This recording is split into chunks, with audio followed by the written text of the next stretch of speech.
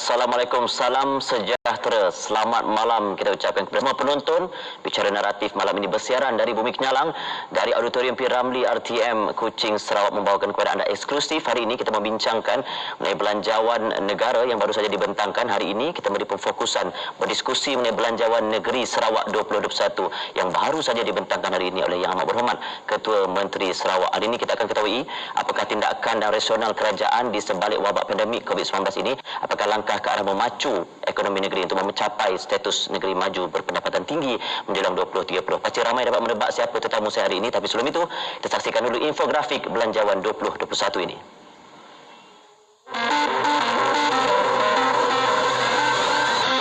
Pada masa ini, program transformasi perkhidmatan bas berhenti-henti telah dilaksanakan di Kangar, di Seremban, di Ipoh dan Kuala Terengganu. Program ini akan diperluas secara berfasa ke Johor Bahru, Kuching, Kota Kinabalu dan Kuantan dengan peruntukan 150 juta ringgit. Kerajaan juga komited untuk mengurangkan beban pengusaha bas. Pengecualian cukai jualan bagi pembelian bas siap dalam negara akan dilanjutkan bagi tempoh 2 tahun berkuat kuasa mulai 1 Januari 2021 hingga 31 Disember 2020. Sehubungan itu, bagi menambah baik kebajikan golongan rentan, kerajaan bersetuju untuk menaikkan kadar bantuan kebajikan bulanan seperti berikut. Pertama, bantuan kadar OKU tidak berupaya bekerja dinaikkan daripada 250 kepada 300 ringgit. Kedua, kadar bantuan warga emas dan bantuan penjagaan OKU dan pesakit kronik terlantar dinaikkan daripada 350 kepada 500 ringgit. Ketiga, kadar peluang pekerja OKU dinaikkan daripada 400 kepada 450 ringgit. Itu dia pembentangan belanjawan 2021 oleh Kerajaan Pusat. Di antara intipatinya dibentangkan baru-baru ini dan kemudian pada hari ini dibentangkan pula belanjawan negeri Sarawak 2021 oleh Yang Amat Berhormat Ketua Menteri Sarawak sendiri. Kita terus saja perkenalkan, ucapkan selamat datang kepada tetamu kita pada malam ini, Yang Amat Berhormat Ketua Menteri Sarawak Abdul Rahman Zohari bintun Datuk Abang Haji Openg. Datuk Patinggi, Assalamualaikum. Waalaikumsalam. Jumpa lagi kita. Alhamdulillah. Tahun ini juga kita berjumpa, saya rasa beberapa bulan yang lepas kita membincangkan mengenai COVID-19. Langkah-langkah kerajaan mendepani wabak pandemik ini bukan di Sarawak, seluruh dunia, pandemik global. Dan hari ini kita lebih memfokuskan mengenai bajet negeri, ekonomi Sarawak ketika ini. Tapi sebelum itu mungkin sedikit berkongsi perkembangan Datuk Patinggi. Apakah situasi ketika ini untuk COVID-19, terutama usaha Sarawak di dalam menangani ini, dan Kuching tempat kita berada pada hari ini sedang mengalami PKPB, Perintah Kawalan Pergerakan Bersyarat daripada 9 hingga 14 November. Jadi apakah rasional di sebalik langkah ini, Datuk Patinggi? Ya, apa yang berlaku ialah pada 2 minggu lepas, nampaknya COVID-19 ini jumlah positif agak mendadak kepada 2 angka. Dan kita nampak ada kluster baru di Bandaraya Kuching. Satunya kluster Haji Baki yang nampaknya mempunyai banyak COVID positif. Selepas itu kluster Green Hill. Nah, kita melihat bahawa kalau angkanya dalam 2 digit, sudah itu ia memberi gambaran bahawa kita mesti mengambil satu tindakan untuk mengawasi penularan COVID-19 di Bandaraya Kuching. Dan tambahan pula, kalau tidak ada dihadkan pergerakan, mereka akan pergi ke daerah yang lain. Satu-satu daerah yang terbabit ataupun terkena ialah Miri. Miri pada mulanya hijau menjadi kuning. Dan kalau kita trace, ia nampaknya datang daripada Green Hill Cluster. Sebab itu kita berbincang dengan pihak Jawatankuasa Bencana yang dipengerusi oleh Datuk Amar Douglas Ogah, dan kita berpandangan bahawa bagusnya kita cuba mengatasi masalah penularan ini, kerana kucing sudah nampak merah, Red zone. maka kita punya keputusan ialah untuk mempunyai menghadkan pergerakan yang bersyarat PKPB. Ini sebab rasional behindnya. Dan saya nampak bahawa dalam masa 3 hari yang lepas ada sedikit pembaikan. Semalam 2 dan hari ini 4. Bermakna dia single digit. Kalau ini dapat kita pertahankan dan kita memberikan satu tindakan untuk flatten COVID-19 ini, pada jangka panjang ia sudah tentu dapat memberi manfaat kepada masyarakat. Cabaran Datuk Patinggi, sebab kita melihat ini sudah penggelombang ketiga yang bukan sahaja memberi kesan kepada Sarawak tapi seluruh negeri di Malaysia. Berbagai sektor yang jelas terjejas teruk, sektor pembuatan, sektor pelancongan berkesan menjadi lebih teruk ketika ini dan ramai yang kehilangan pekerjaan, ramai yang terjejas punca pendapatannya.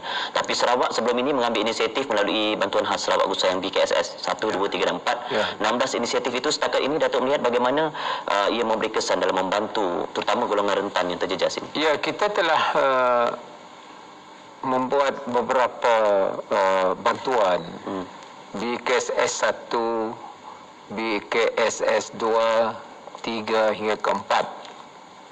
Satunya ialah cash, bantuan secara tunai.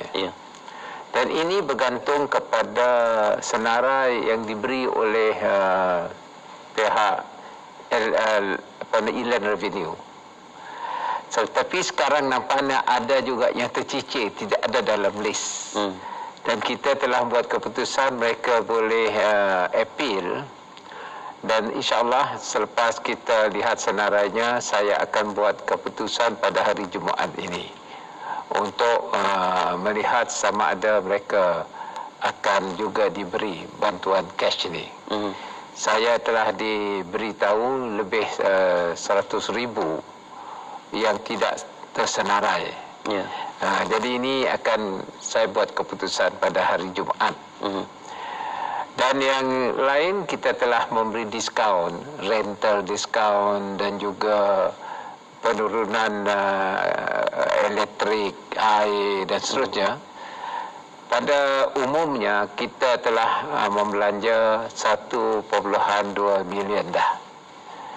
Dan kita juga mengambil faedah Sarawak, kerajaan Sarawak membayar faedah kepada mereka yang dapat pinjaman daripada bank, dan faedah itu akan kita yang bayar, kita tanggung.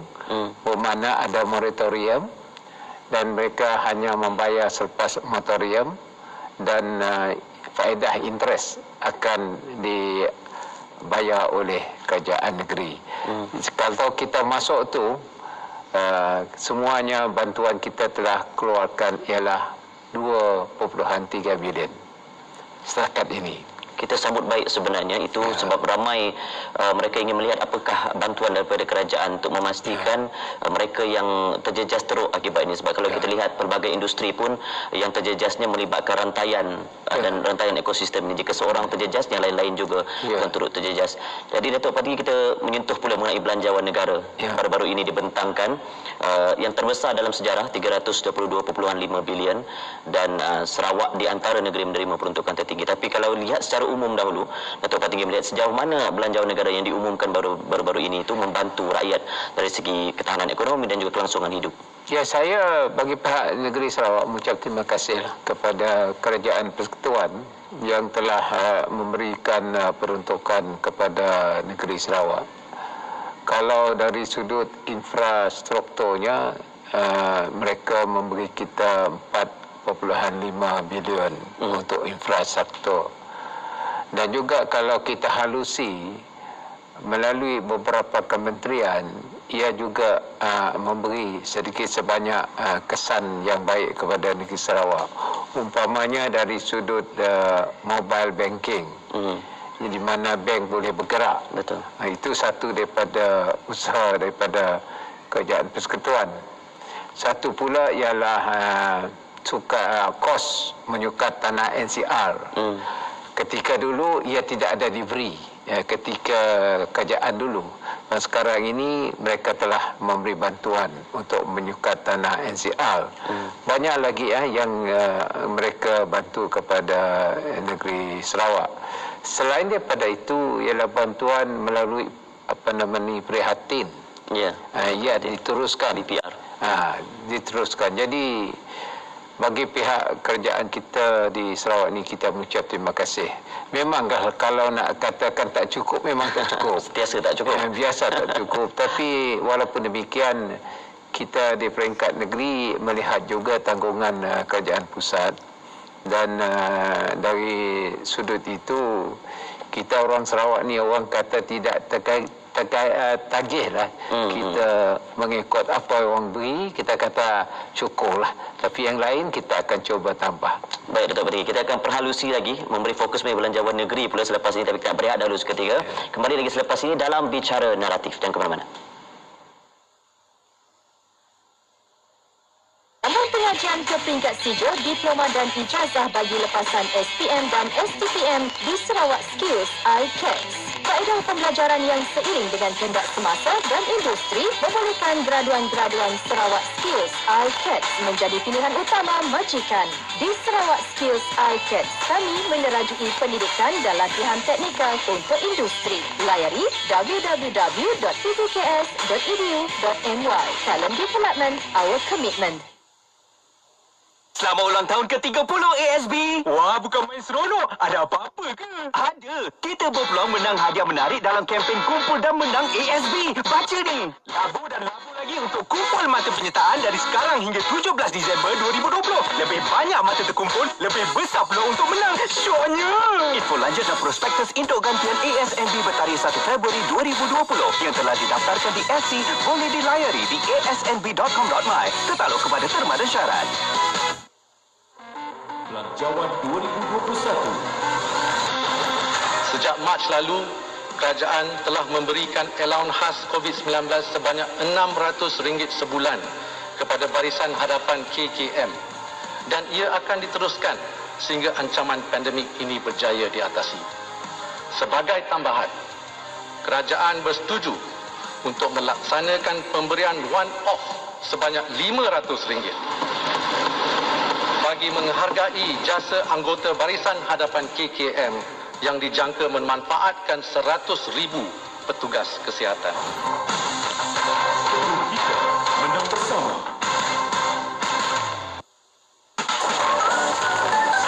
Apa nak dikelap-kelip? Nak dikelap-kelip tidak ada linknya. Nak apa digambar tidak ya? Oh, orang check in My Sejahtera ni. Pakai My Sejahtera. Ha? Sejahtera? Apa dek? My Sejahtera? Apa ya? My Sejahtera adalah satu aplikasi penting untuk membantu kerajaan dalam memutuskan rangkaian penularan COVID-19 melalui aplikasi My Sejahtera. Di platform digital myclick.rtm.gov.my. Malam ini kita berbicara berdiskusi mengenai perancangan belanjawan negeri Sarawak dan juga perkembangan ekonomi pasca COVID-19 ini. Terima kasih Datuk sekali lagi kerana bersama dengan kami. Jadi tadi kita dah pun menyentuh mengenai belanjawan negara. Sebelum itu mengenai inisiatif BKSS 16 inisiatif yang saya rasa memberi bantuan secara inklusif kepada semua peringkat, tidak kira peringkat usia. Orang kata tu ibu yang mengandung daripada dalam perut lagi sehingga meninggal dunia pun dapat manfaat daripada BKSS itu. Saya rasa itu suatu yang kita sambut baik, terutamanya dalam negara sedang berdepan dengan wabak pandemik ini, Datuk Pattinggi. Jadi disebabkan itu juga kita menyambut baik juga daripada segi usaha yang diumumkan belanjawan pada pagi tadi, Datuk Pattinggi. Jadi melalui belanjawan pada pagi diumumkan, apakah teras dan juga kita kata tunjang utama dari segi mengumumkan belanjawan tersebut? Dia ada dua teras dia. Pertama ialah untuk kita memberi bantuan kepada rakyat yang terjejas disebabkan oleh COVID-19. Ya. Yang keduanya ialah untuk kita merangka dasar-dasar pasca COVID-19. Kerana pendekatannya tidaklah seperti dahulu. Dia mempunyai norma baru juga dari sudut pembangunan ekonomi kita. Jadi untuk yang pertama, saya telah hari ini membentangkan bajet di mana kita mempunyai pendapatan kira-kira 10.012 bilion yang ada untuk negeri Sarawak. Dan dari sudut itu kita telah menyediakan perbelanjaan sebanyak berjumlah 9.8 bilion ringgit. Kita ada surplus lah, lebih kurang 180 juta. Daripada pembelanjaan ini 38%, lebih kurang 3 bilion lebih untuk operasi dan 62 bilion untuk pembangunan, lebih kurang 6 bilion ringgit untuk pembangunan. Dan dalam sektor operasi ini termasuklah juga bantuan yang kita beri terus kepada masyarakat yang terjejas oleh COVID-19. Dan daripada sudut pembangunan pula, kita banyak memberikan bantuan sosial kepada mereka yang terjejas. Umpamanya untuk mereka yang tinggal di dalam bandar, yang bekerja di bandar, pihak swasta, mereka membayar tempat tinggal ataupun sewa. Jadi kepada mereka yang di bawah B40, kita memberi RM200 untuk bantuan mereka membayar sewa.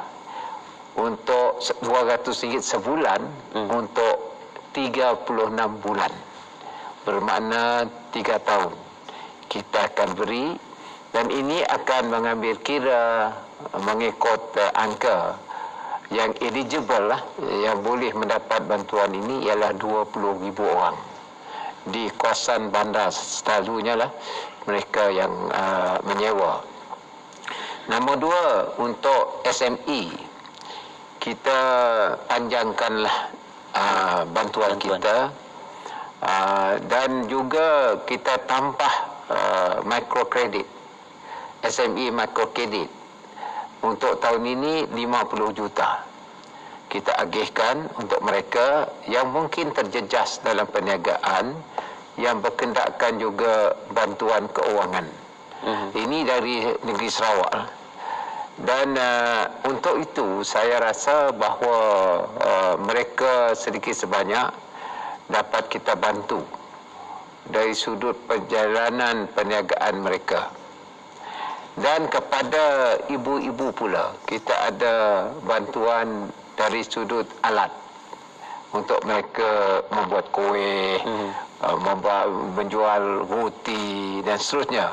Kita akan memberi alat-alat untuk mereka yang juga berjumlah agak besar. Jadi ini pendekatan kita untuk membantu mereka yang terjejas dari sudut perniagaan. Dan yang lain lagi pula ialah kita rasa masanya sudah sampai untuk kita melihat strategi jangka panjang untuk menggerakkan lagi ekonomi kita selepas COVID-19. Ini berteraskan kepada dua, ya. Satunya ekonomi digital, dan nombor duanya pula sustainability, alam sekitar, mesti mesra alam. Sebab itu yang satu digital ni kita akan tingkatkan infrastruktur digital kita. Selain daripada menara tower yang kita buat, kita hendak juga orang menggunakan tower tu, the operator. Sebab itu kita akan menggunakan dana kita sendiri untuk membiayai syarikat yang akan memasangkan dia punya signal di menara kita. Dan kita telah ambil kira syarikat tempatan seperti Sakofa ataupun Danawa atau syarikat yang lain yang boleh menjadi syarikat yang memasangkan signal supaya signal itu boleh sampai ke tempat sasaran, dan kosnya akan dibiayai oleh kerajaan negeri walaupun tower dah ada. Saya mengucap terima kasih kerana nampaknya digitalisation ini juga menjadi trust kerajaan pusat. Saya harap MCMC boleh kerjasama dengan SMA bagi kita meningkatkan digital connectivity. Dan dari sudut itu, kita boleh mengerakkan apa disebut sebagai e-commerce. Kerana dulu saya telah memperkenalkan digital ekonomi 2017. Dan nampaknya orang agak skeptikal. Tapi apabila COVID-19 berlaku, nampaknya orang kita boleh gunakan aplikasi. Dia orderkan makanan dan dia orderkan barangan melalui aplikasi online. Jadi saya nampak sudah bermula. Dan dari sudut digital juga, kita akan mengalakkan pertanian precision farming. Dan precision farming ini akan menambah pendapatan SME kita. Saya agak agak teruja juga.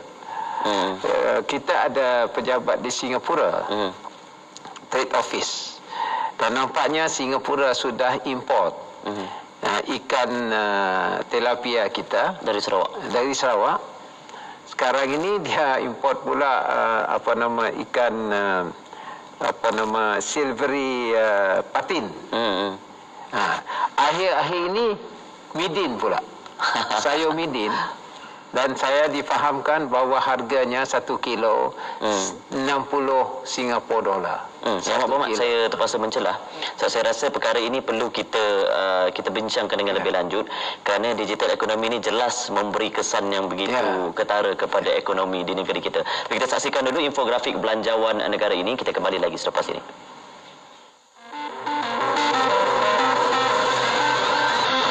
Bagi membantu pekebun kecil getah dalam keadaan harga pasaran rendah, peruntukan bagi insentif pengeluaran getah akan ditingkatkan sekali ganda daripada 150 juta ringgit kepada 300 juta ringgit.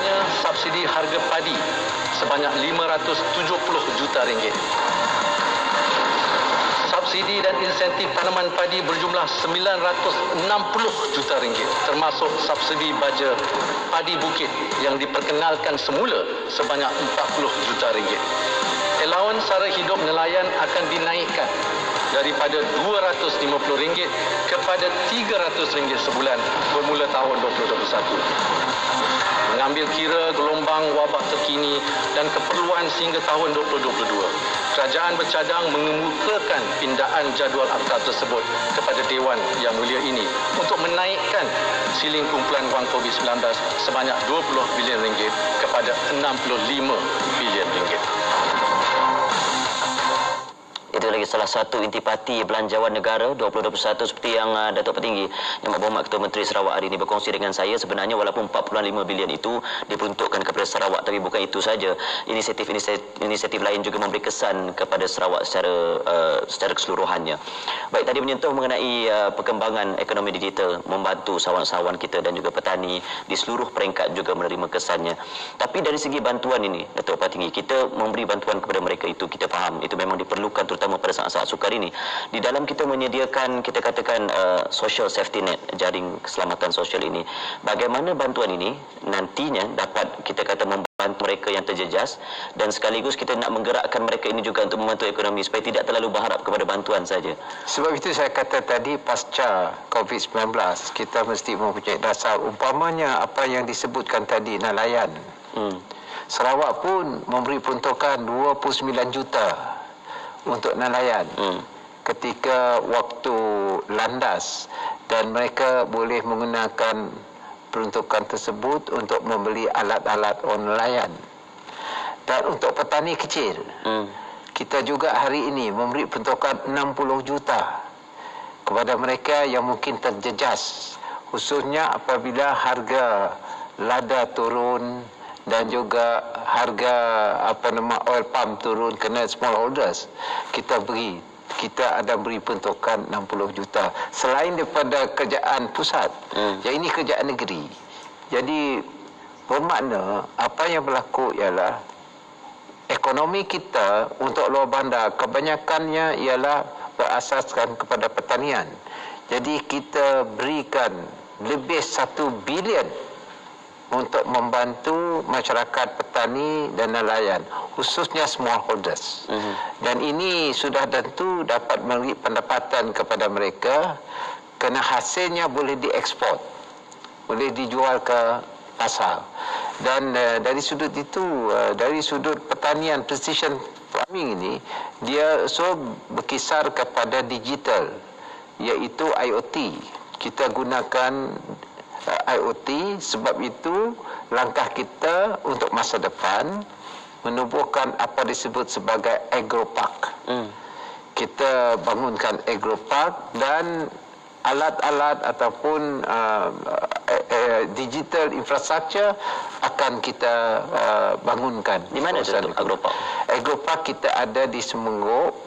Kita nak bangun, dia serupa dengan Rampangi sekarang ini. Kita replicate di tempat-tempat, termasuk satu di Serikei. Dan ini pendekatan baru kita, kerana usahawan kita, usahawan tani, dia boleh ditempatkan di agropark dengan semua alat-alat yang canggih. Dan precision farming jadi satu daripada penggerak kepada pengeluaran food supply dan food security. Selepas itu kita boleh eksportkan. Tadi saya cerita midin. Banyak lagi barang kita yang boleh kita ekspor, dan dari sudut itu dalam bajet ini saya tubuhkan, kita sudah ada pejabat di Singapura, 2 lagi yang kita tubuh iaitu di Brunei Darussalam dan juga Pontianak, Kalimantan. Ini menjadi networking kita dalam kita membangunkan precision farming. Ini daripada pertanian. Dan dari sudut manufacturing pula, SME menjadi target kita. Kita akan memberikan apa juga bantuan dari sudut SME, dan kita yang penting latihan. Ini yang saya nak sentuh, mengenai bantuan dari segi manufacturing, itu antara sektor yang terjejas, dan juga latihan. Ini saya rasa perlu juga untuk mereka meningkatkan kemahiran mereka. Tapi kita nak lihat satu bingkisan yang kami sediakan untuk pembangunan Sarawak. Sama-sama kita saksikan.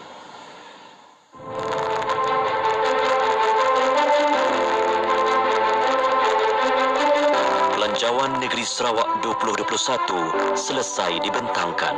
Justru membawa harapan lebih 2.8 juta penduduk di Sarawak untuk melihat negeri ini bangkit walaupun diuji dengan penularan wabak COVID-19. Fokus utama ialah memelihara kesejahteraan rakyat dan memastikan tahap kesihatan awam tetap menjadi perkara tunjang di dalam membuat sebarang keputusan.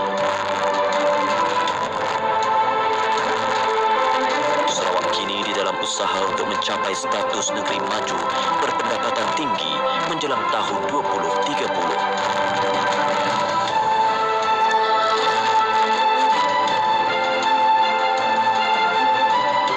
Depan cabaran getir ini, pembangunan terutama di luar bandar tetap diberi perhatian utama untuk merapatkan jurang pendapatan. Melahirkan pekerja berkemahiran tinggi terus diberikan perhatian dengan sektor pendidikan memberi penekanan kepada aspek pembangunan bakat di dalam bidang-bidang utama yang membantu melonjakkan ekonomi negeri.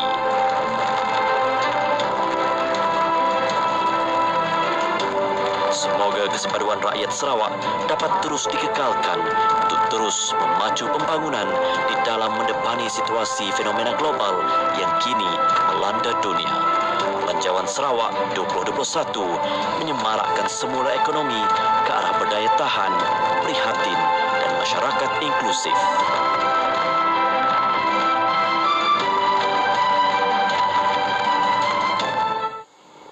Itu dia pembangunan Sarawak. Kita sebenarnya melihat cukup mencabar ketika ini. Sebenarnya kalau lihat Bank Dunia IMF juga meramalkan penguncupan 44% dan juga pengembangan jika ada pun mungkin hanya beberapa peratus saja.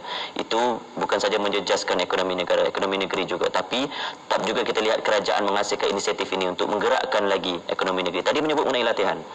Kerana kita boleh sediakan segala kemudahan fasiliti ini, kemudahan infra juga kita sediakan, dan kita lihat juga seperti di video tadi, tanpa latihan yang berterusan untuk melahirkan orang upscaling dan reskilling dan sebagainya. Jadi apakah tindakan kerajaan untuk memastikan mereka ini juga diberi latihan yang secukupnya? Ya, kita telah menubuhkan beberapa institusi latihan. Selain daripada institusi public institution, kita juga ada private. Umpamanya di bawah SMA, kita ada Sentek. Dan kita bekerjasama dengan pihak swasta dari sudut upskilling ataupun reskilling, khususnya dari sudut teknologi. Saya rasa ini yang penting. Kerana kalau kita dapat menguasai teknologi ini, bermakna kita boleh menjangkau luar daripada boundary kita. Jadi ini yang sedang kita laksanakan, dan kita bekerjasama dengan syarikat besar termasuklah Huawei bagi kita melatih anak-anak kita dalam teknologi terkini, termasuklah yang lain-lain, cyber security, internet of things, yang itu semua mesti dipelajari. Dan bagaimana kita boleh interact melalui robotik dan automation. Dan ini akan digunakan di dalam pengeluaran kita. Kerana saya nampak bahawa melainkan kita ada menguasai teknologi terkini, barulah kita more efficient dan juga produktiviti kita boleh meningkat. Sarawak, kita mengucap terima kasih kerana kita bersyukur kepada Tuhan Allah Subhanahu Wa Taala kerana kita ada sumber. Sekarang ini saya pun pergi ke arah ekonomi hidrogen, dan nampaknya sudah ada minat daripada Jepun, khususnya Yunos, dipunyai oleh Nippon Oil dan juga Sumitomo, yang hendak sama-sama mengeluarkan hidrogen yang menggunakan air, bukan menggunakan gas. Maka ini adalah sumber renewable. Jadi ini satu agak orang kata baru, tetapi pada hemat saya teknologi sudah ada. Bahkan kita menggunakan bas hidrogen. Tadi disebutkan kerajaan pusat akan menurunkan harga, maybe reduce tax untuk hidrogen bus, dan ini mesra alam, dan kita dapat mendapat carbon credit dan juga dunia melihat kita kita sangat serius dengan climatic change ni, dan juga alam mesra alam. Sarawak akan mempunyai dasar tersebut. Kita akan teruskan, termasuk industri balak kita. Kita hendakkan industri balak kita daripada sustainable dan juga planted forest. Dan kita bekerjasama dengan institusi pengajian tinggi termasuk UPM, dan buat penyelidikan R&D supaya industri kita ini berasas kepada bahan-bahan yang boleh diperbaharui. Ini pendekatan kita untuk industri kita jangka panjang. Dan dari sudut itu saya nampak latihan sangatlah penting di dalam sektor-sektor ini, dan ia semuanya berkisar kepada teknologi. Sebab itu kerajaan negeri menekankan kepada perkara teknologi ini sebagai satu proses yang akan menambah nilai kepada usaha ekonomi kita. Dan kalau ekonomi kita begitu, saya nampak bahawa pasarannya begitu luas. Saya selalu menyebut mengenai dengan Estonia. Saya nak jadikan Sarawak macam Estonia sebagai model untuk kita membangunkan negeri kita yang begitu luas sekali. Mengapa Estonia, Datuk Patinggi? Estonia adalah sebuah negara yang kecil. Kalau dari sudut keluasan tanahnya, dia kecil kalau dibanding dengan kita. Kalau dari sudut penduduknya lebih kurang macam kita. Tetapi mereka mempunyai pengaruh yang begitu besar kepada pasaran Eropah. Dia adalah Eastern State dulu pernah di bawah komunis. Sekarang dia dah pernah independen sendiri, dan mereka dari sudut teknologinya begitu tinggi sekali. Baik, Yang Berhormat, kita lihat Estonia dengan saiz seperti itu, dengan bilangan penduduk seperti itu juga boleh kita katakan mengaplikasikan teknologi dalam ekonomi mereka. Kenapa tidak Sarawak? Dan kita sudah pun bermula beberapa tahun sebelum ini lagi. Kita akan memperincikan lagi mengenai ekonomi digital, tapi nak rehat dahulu seketika, Datuk. Kembali lagi selepas ini dalam Bicara Naratif.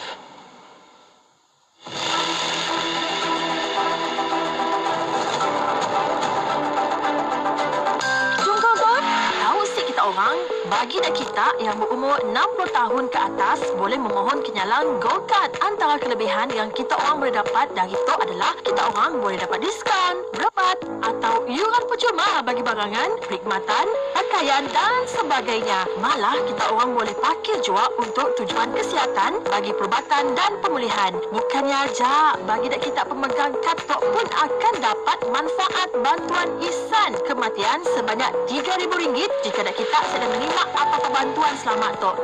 Apa tunggu lagi? Jomlah kita mohon kenyalang Gold Card. Kenyalang Gold Card hidup bermula pada 60, tertaluk terma dan syarat. Pembudayaan norma baru menggunakan pendekatan CAPP dengan mensasarkan individu, keluarga dan komuniti dalam mencegah penularan COVID-19. Apa itu CAPP? C. Cegah. Cegah COVID-19 dengan mendidik keluarga serta komuniti baharu kehidupan.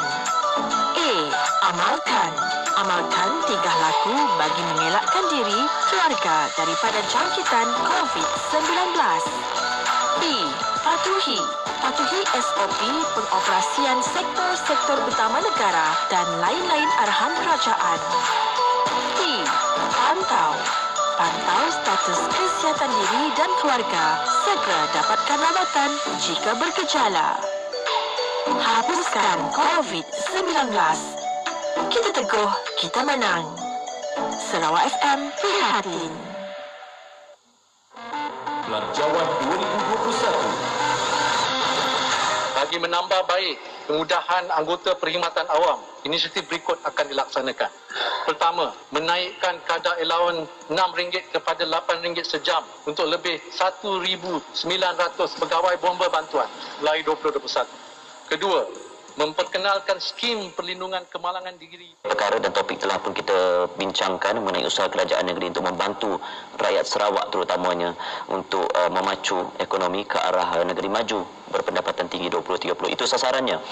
Sebelum ini tadi kita ada berbicara sedikit mengenai ekonomi digital dan di peringkat persekutuan juga, betul lah seperti yang Datuk Petinggi katakan tadi, mula-mula 3 tahun lalu ketika mula-mula melaungkan ekonomi digital, ada ramai yang menyambut baik, ada juga yang skeptikal. Tapi ketika ini saya rasa tidak keterlaluan tu saya katakan, ada juga pihak yang mengadaptasi inisiatif itu untuk kita aplikasikan juga dalam rencana mereka. Pendigitalan ekonomi itu satu perkara, tapi kita nak juga ia mencakupi semua pihak, inklusif dan juga keterangkuman sosial itu supaya tiada pihak yang terpinggir. Jadi di peringkat nasional ada jendela pelaksanaan pelan jalinan digital negara. Di peringkat negeri pula apa usaha untuk memastikan semua pihak juga merasa manfaat daripada dasar ekonomi digital ini. Ya, satunya ialah kita menaikkan taraf infra digital ini, khususnya speed.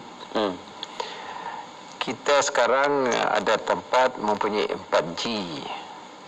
Di luar bandar pula tak sampai 2G. Ini perkara cabaran yang begitu mencabar sekali. Dan saya telah membuat keputusan 2 tahun dahulu untuk memberikan pertukaran 1 bilion bagi kita menaik taraf kelajuan internet kita. Dan Alhamdulillah sudah ada berperingkat-peringkat, sudah ada nampak. Dan sasaran kita ialah mau tak mau kita mesti sasar 5G, real time. Sebab itu kita sekarang berusaha untuk bekerjasama dengan pihak-pihak telco, memajukan kelajuan kita ini hingga ke 5G dan pelaburannya tinggi. Dan saya rasa bahawa kerajaan persekutuan telah membayangkan mereka juga akan membantu dalam usaha kita meningkatkan kelajuan internet. Di dalam kampung saya telah mewujudkan cara melalui satelit yang kecil itu VSAT kepada tempat-tempat yang terpencil, dan ini adalah dalam pelaksanaan. Ini satu. Namun duanya, kalau tidakkan internet mesti ada power, tenaga. Sebab itu di bawah inisiatif kerajaan negeri kita beri peruntukan lebih 2 bilion dalam masa 2 tahun ini untuk kita memasangkan tenaga di seluruh negeri kita melalui apa disebut sebagai SARES, Solar Alternative Supply, menggunakan suria. Dan di Rumah Panjang pula kita lengkapkan dengan SARES. Saya baru balik minggu lepas daripada Long Busan, iaitu di Long Pilah. Di sana 13 rumah panjang kita pasangkan dengan SARES, dan mereka mempunyai 24 jam tenaga elektrik. Bermakna kalau guna internet mesti ada elektrik. Betul. Ini kita pasangkan, dan sebab itu kita gunakan peruntukan kita sendiri untuk membekalkan saluran tenaga ini, sama ada through grid, state grid, ataupun melalui solar. Dan ini sedang berjalan, dan target kita pada tahun 2022 all tempat ini sudah di-connect, mempunyai 24 jam tenaga elektrik. Yang satu lagi air.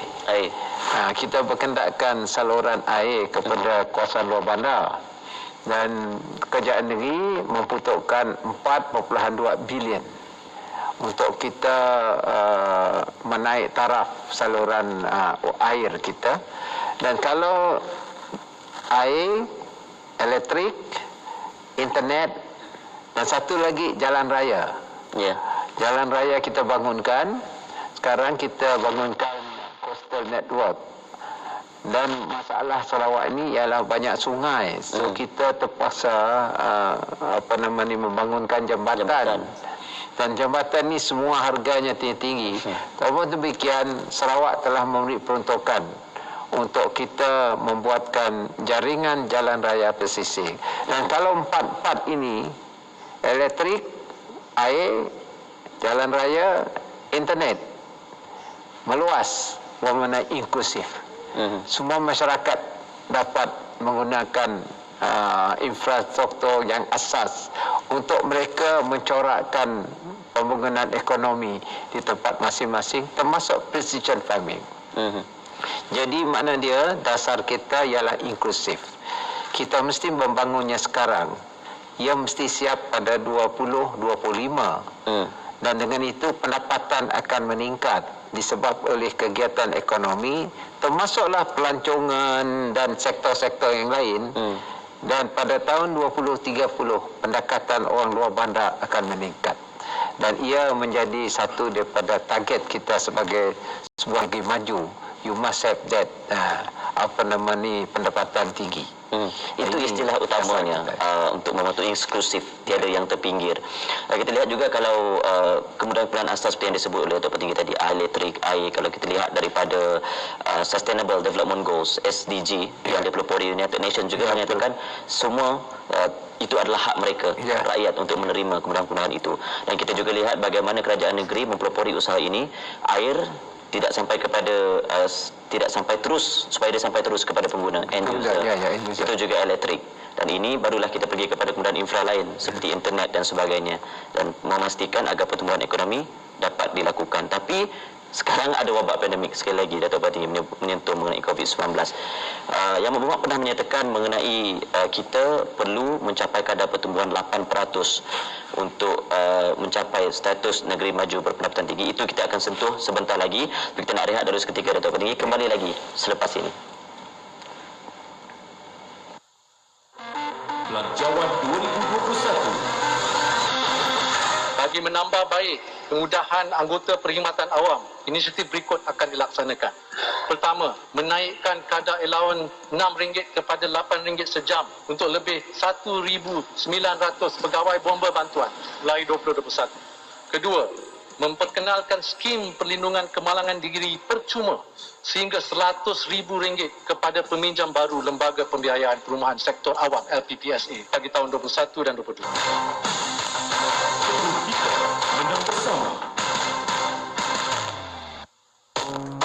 Waspada dengan penularan kes COVID-19. Sentiasa waspada dan amalkan kawalan kendiri secara ketat, terutama di kawasan sesak dan sempit. Elak bersentuhan, termasuk melagakan anggota badan ketika bersua. Hanya letak tangan di dada, tanda hormat sebagai ganti bersalaman.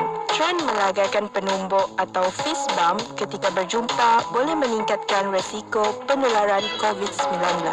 Perintah Kawalan Pergerakan Pemulihan. Stay at home, stay safe. Kita mesti menang. Kita teguh, kita menang. Anda sedang mendengar Sarawak FM. Hanya di Sarawak FM.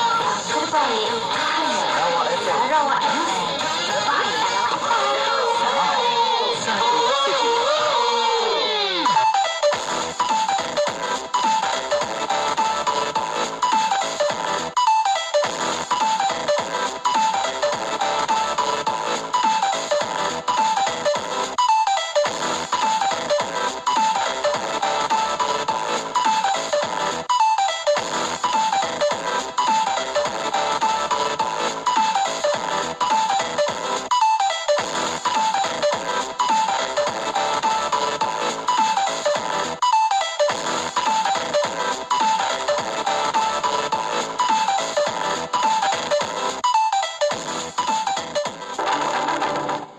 Hampir 1 jam kita bersiaran, kita dah pun mendengar visi dan juga aspirasi yang berhormat Ketua Menteri Sarawak dah pun memberikan perincian kepada kita, bukan sahaja mengenai pandemik COVID-19 dan juga apakah rancangan yang cuba dibentangkan melalui bajet 2021 negeri Sarawak.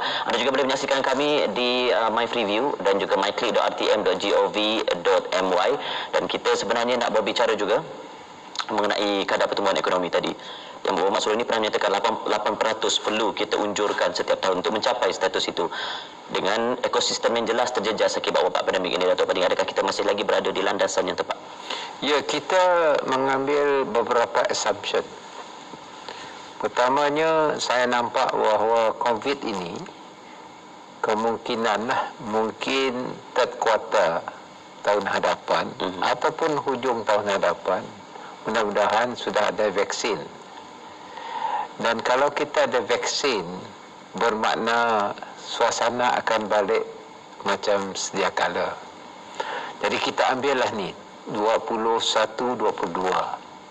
Kita punya target 20-30.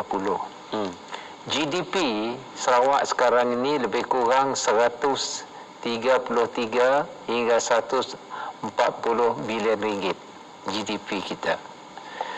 Untuk jadi negeri maju, GDP kita di antara 250 hingga 300 bilion ringgit. Bermakna kita punya GDP growth mestilah roughly lebih kurang 8%.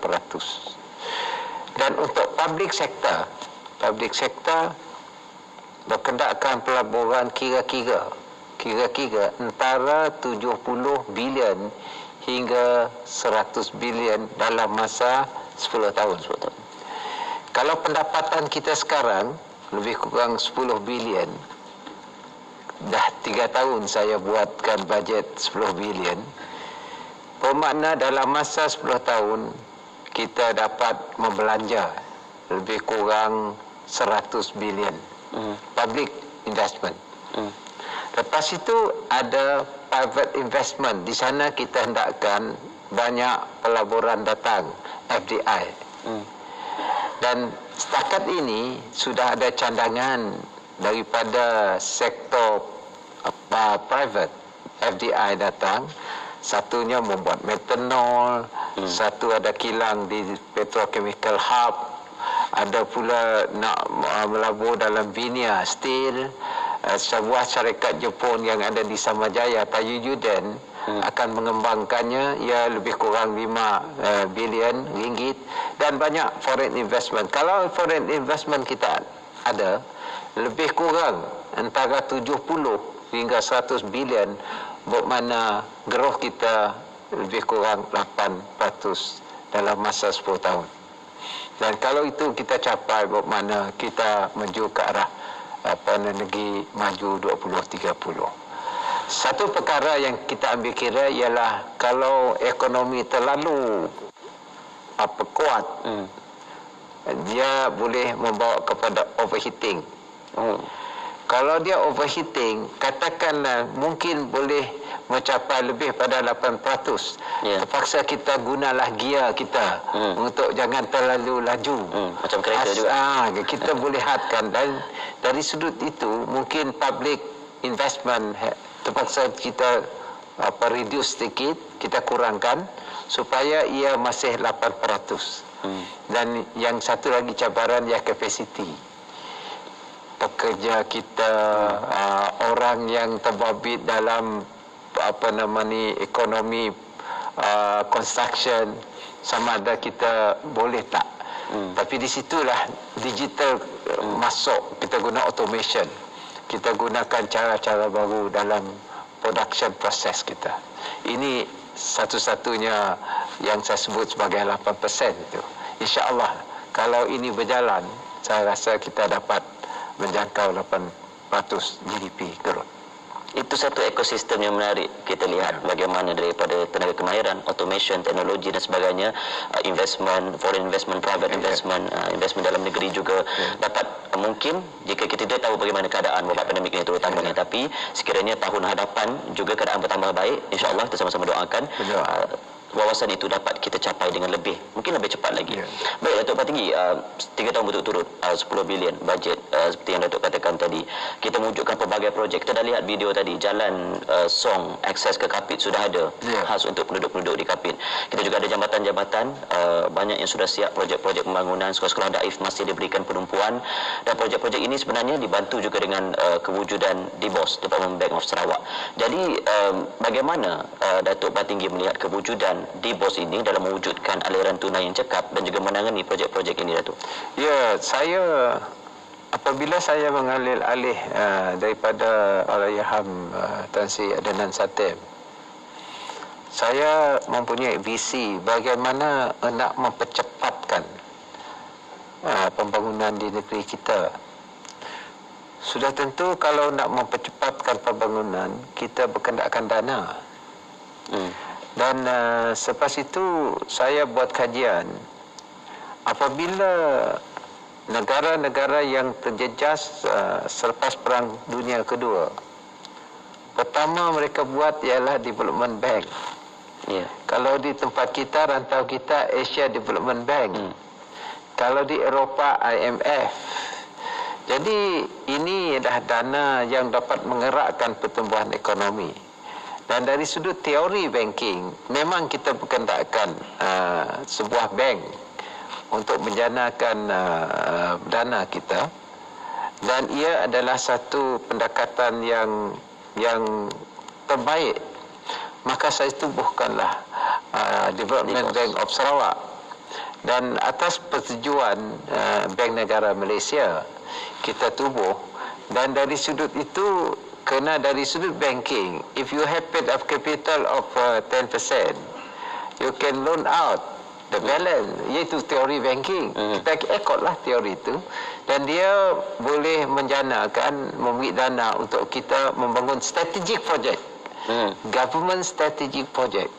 Jadi kita tubuh bank kerajaan untuk menjanakan ini, dan dia tidak menjejaskan reserve kita, kerana kita menggunakan dana yang ada di bank. Sebab itu kita ada apa disebut sebagai alternative funding. Dan ini hanya kepada projek kerajaan saja. Kita tak pergi ke projek private.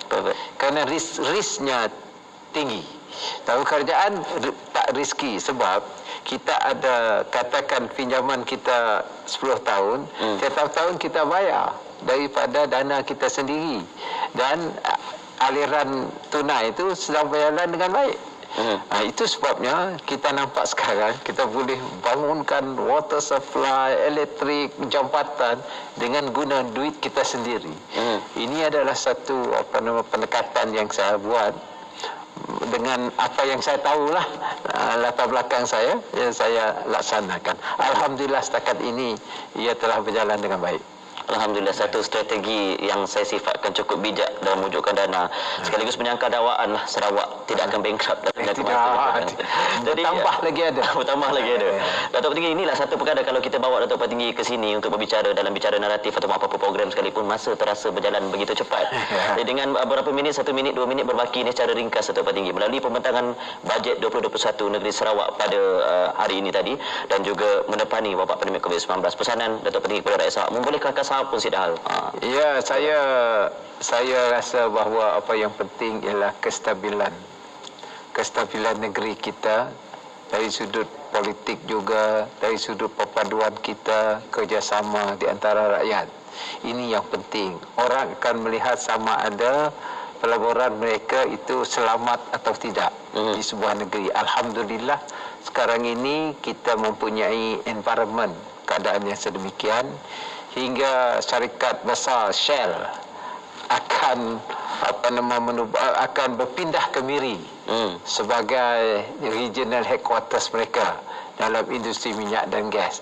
Dulu dia ada tempat lain, sekarang dia balik ke Miri.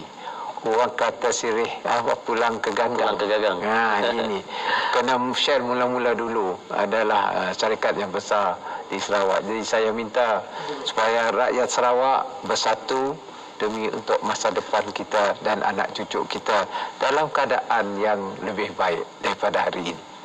Yang Mohd Datuk Petinggi Abdul Rahman Johari, Tun Datuk Haji Openg, terima kasih Ketua Menteri Sarawak hari ini bersama dengan kita. Istimewa, eksklusif malam ini dalam bicara naratif. Cukup padat penjelasannya, perinciannya hari ini untuk kita ketahui perkembangan ekonomi negeri Sarawak. Terima kasih juga kepada anda yang menyaksikan kami sehingga ujung rancangan. Terus ikuti bicara naratif setiap malam di RTM TV 1. Dan kepada anda di rumah, terima kasih. Jaga diri, kita jaga kita. Sarawak jaga Sarawak, Sarawak into Sarawak. Assalamualaikum, selamat malam.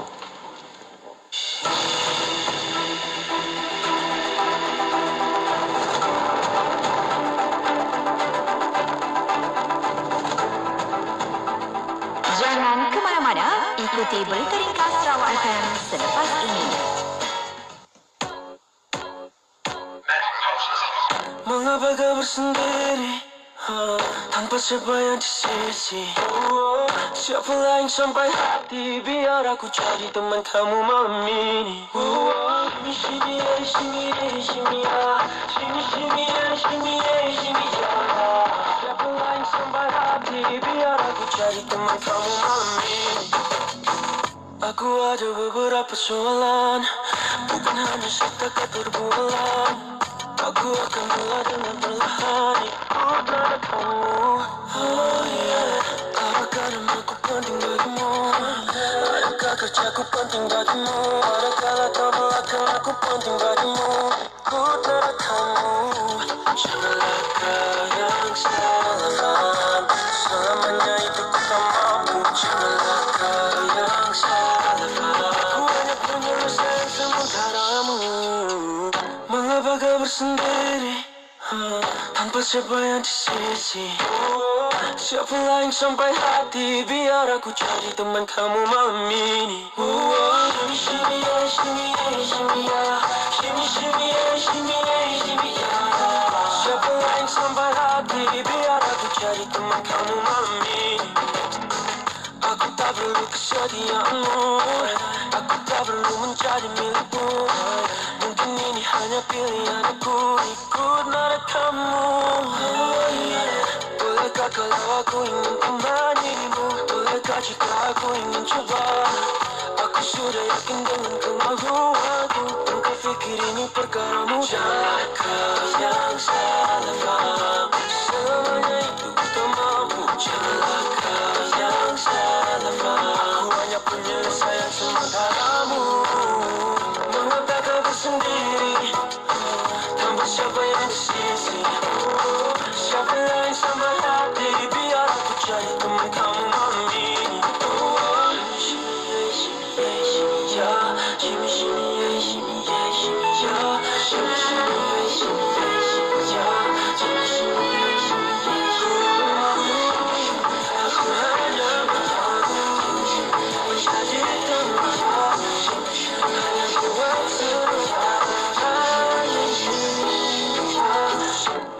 kau bersendiri, tanpa siapa yang di sisi. Siapa yang sampai hati, biar aku jadi teman kamu malam ini.